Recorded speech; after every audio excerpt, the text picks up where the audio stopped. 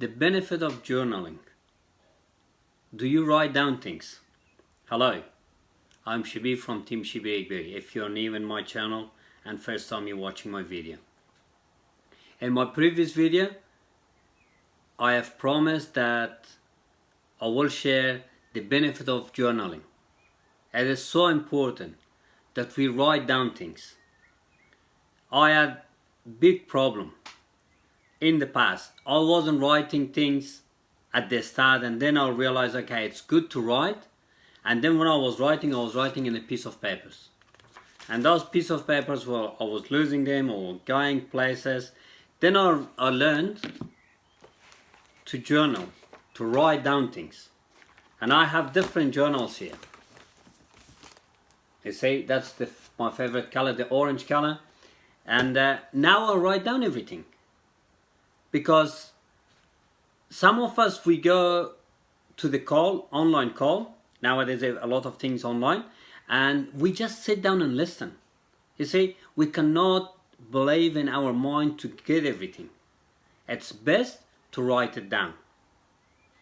By writing it down, we can use it in the future and we can remember by looking at it. Even the phone calls that I make, I have a journal, I write down. This is what I said in this phone call. Because by not writing it down, what I said in this phone call today, and the next time I make that phone call, I wouldn't remember what I have used in this phone call. So it's very important, journaling, and it's not just for now that it's very beneficial for us to use it, it's good for the future as well. For the future, for ourselves in a year time and in 2 years time, and even very important, while we're not here. The wisdom that we learned from daily, from our journey, we're writing down.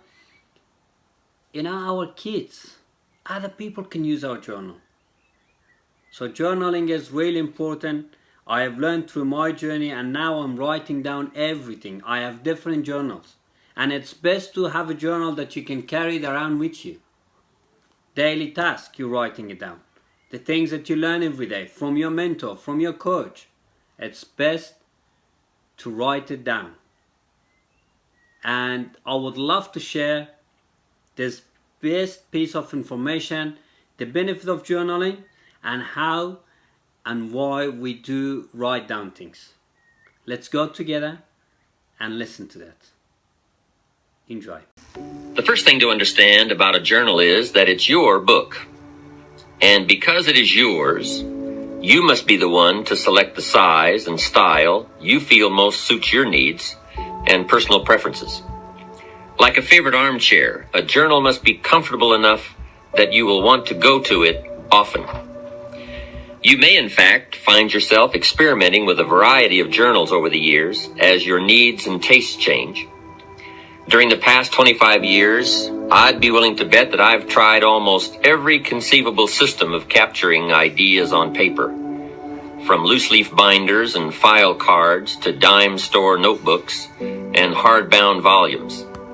I've had big journals and little journals, journals with lined pages and journals with blank pages, all of which met a certain need at a certain period in my life. And believe me, you too will undoubtedly go through half a dozen different methods over the years, and that's to be expected. As you continue to grow and develop, you will soon discover that last year's systems won't likely meet this year's needs. You see, one of the keys to success is flexibility. We must always be on the search for more effective methods to facilitate and accommodate new ideas. But let's face it, in the beginning, the only thing that matters is that you develop the journal habit. Just one bit of advice, however, bear in mind that a journal should be capable of going wherever you go. A journal that requires more space than your briefcase permits, or more room than your desktop allows for you, more often than not, it will be left at home, gathering dust instead of thoughts, and cobwebs instead of observations. But let's get to the heart of the matter. Buying a journal is the easy part. The real challenge lies in filling it up. And that's what we want to deal with now. What should go into a journal if it is to have meaning and value in your life? Perhaps the best way to answer this question is to consider the purposes and functions of a journal. Once the matter of why we should write is clear, then the what we should write will become immediately apparent. There are so many functions performed by a journal that I could conceivably spend the remainder of this tape and a half a dozen others discussing them. But since more important than listening to my reasons for why you should be keeping a journal is getting busy actually using your journal, I'll try to limit the list and merely highlight some of the majors. One of the unique characteristics of a journal is that it offers you an effective way to figure it all out. To figure out life, to figure out people, to figure out business dilemmas, and most important of all, to figure out yourself. There is something magical about writing down a problem. It is almost as though in the very act of writing what is wrong, you start to discover ways of making it right. Perhaps the source of this magic lies in the objective perspective that writing affords you. Even though you are describing your problem, your challenge, your life, your uncertainty, and your indecision, the fact that you are writing about it, as opposed to mentally pondering it, creates a space between you and the problem. It is within this space that solutions have room to grow. You see, writing about events and circumstances that occur helps you to clarify exactly what is happening.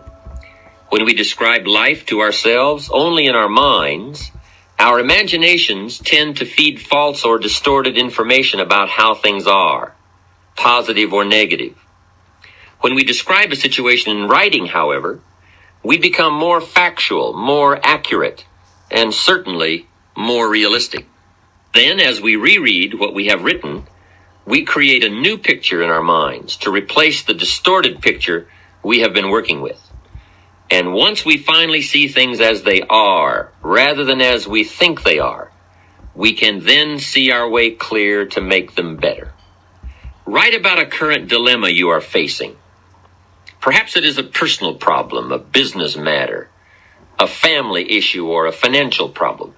Whatever it is, take the time to capture it on paper the way it really is. But remember, writing out the problem is only the first step to creative problem solving and effective decision making. The next step is to carefully analyze what you have written. Here are some of the key things to look for. First, exaggerations or distortions of the truth. Are you really telling it like it is? Take another look. Perhaps your concern is making it seem worse than it is, or your enthusiasm is making it seem better than it is. Second, a tendency to blame circumstances or someone else for your problem instead of seeing yourself as the cause. You see, most of our difficulties are the result of either failing to do what we could have done or in doing in haste what we should never have done. Third, a tendency to expect circumstances, or still worse, other people to change in order for your problem to be solved. Let me remind you one more time that things get better when you get better. Passive hope never has and never will improve human circumstances. And finally, look closely for weak points in the obstacle where you might attack to bring that obstacle to its knees. It usually doesn't take much more than a few minor adjustments in either our attitude or our action plan to solve a major problem. Essentially, you must learn to view your problems like a scientist who puts tiny organisms on a slide. Examine your circumstances through the lens of the microscope of truth to see their real nature, their real perimeters, and their real composition. And two, as you examine your problem, do as any scientist would do, record your observations. You see, as you continue to refine your statement of the problem, of the way it really is, you will begin to move closer to the solution. And speaking of solutions, be sure to record the ultimate conclusion to your dilemma. If it worked well, then it is worth remembering. And if it didn't work well, as you had hoped it would, then it is even more essential to record the outcome, lest you should find yourself repeating mistakes instead of learning from them. Mistakes in judgment are nothing to be ashamed of. Surely most of our personal growth comes as a result of our errors. But what is truly unforgivable is to make the same mistake twice. Every mistake has its own price tag, but the most costly error anyone can make is an error unlearned and often repeated. If something didn't work, it may be too late to undo the mistake, but it's never too late to make adjustments and revisions in your thinking. You see, better decision-making comes from the better thinking habits, and better thinking habits comes from practical experience, learning both what to do and what not to do. Becoming a more effective thinker on paper is a sure way of becoming a more effective person in practice. As step one for getting used to using your journal, then, I would suggest writing down problems that you encounter and recording all the steps you can take or did take to solve them, as well as their eventual outcomes. This leads us into a second function of your journal, which is the capturing of good ideas. How many times as we go through the day do we come across a good idea, a unique quote, an interesting piece of information, or even a significant personal discovery? And each time we do, we mentally say to ourselves, I must remember that. Now, I'm willing to admit here that the human mind is a remarkable thing, but I also know from experience that the human memory leaves a lot to be desired. I think Emerson captured it best when he made this statement. I suppose that every old scholar has had the experience of reading something in a book which has significance to him, but which he could never find again. Sure he is that he read it there, but no one else ever read it, nor can he find it again, though he buy the book and ransack every page. How true. What we do not somehow capture today is lost forever. There are a lot of things in life that we can trust, but my experience has taught me that the human memory is most definitely not one of them. There are so many sources of insight and inspiration all around us. Good ideas flow in abundance from sermons and lectures, from books and magazines, television documentaries, business meetings, and conversations. But obviously, for you to capture the ideas, it is essential, as I mentioned earlier, that your journal always be at your side. I remember one time attending a church service in Carmel, California. The sermon that Sunday morning was excellent, so I opened my journal and started taking notes. But out of the 400 people in attendance that day, guess how many of the others were taking notes? Not one. So there I was taking notes in my journal from this sermon, and pretty soon the people around me were starting to give me strange looks. Out of the corner of my eye, I could see them nudging one another and whispering. I felt like some kind of spy. I could almost hear them saying, he's going to get out of here with some of this stuff. And sure enough, I did. I got the stuff. So what I'm suggesting is that you get in there and get out with some of the stuff. Let other people sit there thinking they can remember it all. Let other people treat opportunity casually, but not you. I would ask you to treat it seriously. Let other people wonder at the end of their lives where it all went wrong, but not you. Let other people play while you work, fool around while you study, soak up the sun while you soak up ideas.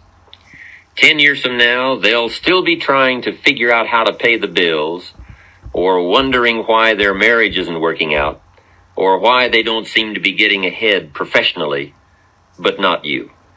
Life always rewards the serious students for their labors.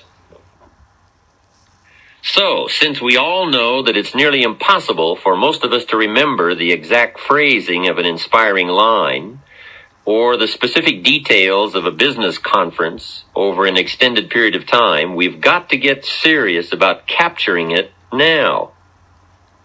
Generally, if we wait until the end of the day to describe events and happenings and conversations in our journals, the specific details have already escaped us. At best, we are left with scattered fragments, and it's hard to build an exciting future from mere bits and pieces of the past and present. So I would encourage you to get it all down as it comes your way. Financial ideas, personal development ideas, time management ideas, family ideas, business ideas. Everything you have the good fortune to come across. If an idea is worth listening to, worth reading, worth remembering, then it is also worth capturing in your journal. And there are many reasons for making the effort to capture good ideas, not the least of which is the fact that the simple act of writing something on paper helps to etch the idea more firmly in our conscious minds.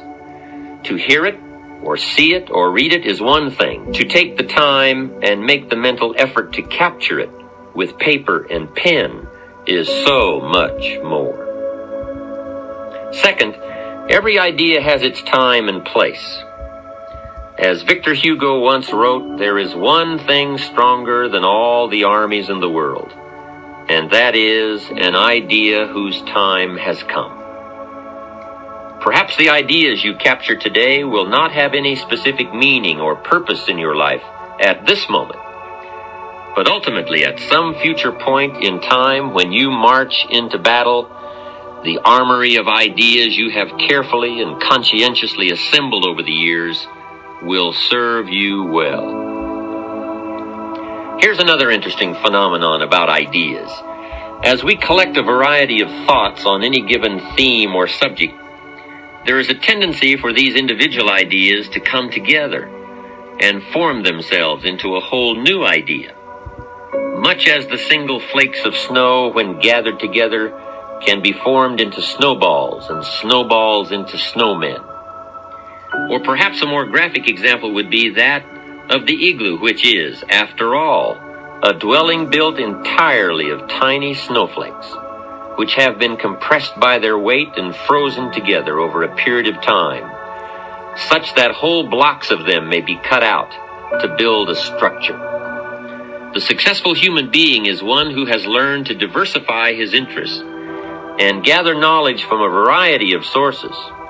Gather enough good ideas in one area of life, and you will form a solid block. Gather enough solid blocks together, and you can construct a whole new life. But be aware of one thing. The mental storage bank of good ideas is very much like the bottom drawer of our desks or the extra drawer in the kitchen that holds a collection of valuable items gathered over the years, none of which can ever be found when we go to look for them again because of the chaotic manner in which they were stored. We pour information into our mental computers much like we dump old letters and store coupons into the extra drawer, helter-skelter and hence irretrievable. One of the first things we attend to when setting up a new business is the development of a filing system for records so that we can easily locate information whenever needed. When we move into a new home, we carefully pack all of our possessions in clearly labeled boxes so that we can find something again in a hurry if needed. But when it comes to facts, to ideas, to observations, we have no system, as though they are incidental rather than essential to our better future. Your journal then provides you with the means of logically assembling and storing the pieces of information that come your way. I hope you have enjoyed it. And if you don't do any journaling at the moment, it's best use this video, learn from it, and start journaling. It's still early. Don't say that I haven't done it in the past and it's too late. No, it's not too late. 3 years ago, when I started my journey of self-discovery, I started journaling, and now I've got all those journals and I'm just writing down things. Even some of them I go from what I did last year and I just check those ones. Even in my to-do list, I write down 3 tasks, and in the bottom whatever left, then I write down how was my day, the good things I did, the things that I did that put a stress on me. So I write it down, I mark it, and I use that page for the next day. So the good things I did, it's good, continue, and the bad that I wasn't happy or created a stress for myself, so not to follow that and not to do it, which is really beneficial for us. I hope you have enjoyed it, and I continuously bring more videos here. And I have said in my previous video that the videos that I bring here, the piece of information I bring here, you don't have to go and search all over YouTube for it. And those videos, they got lots of ads in it. My videos, they don't have any ads, and you can listen and you can learn. And the best thing for you to do, if anyone else you want to help, you can share this video with them. Be happy, live with passion, enjoy your life, and I will see you in my next video. Thank you, and bye for now.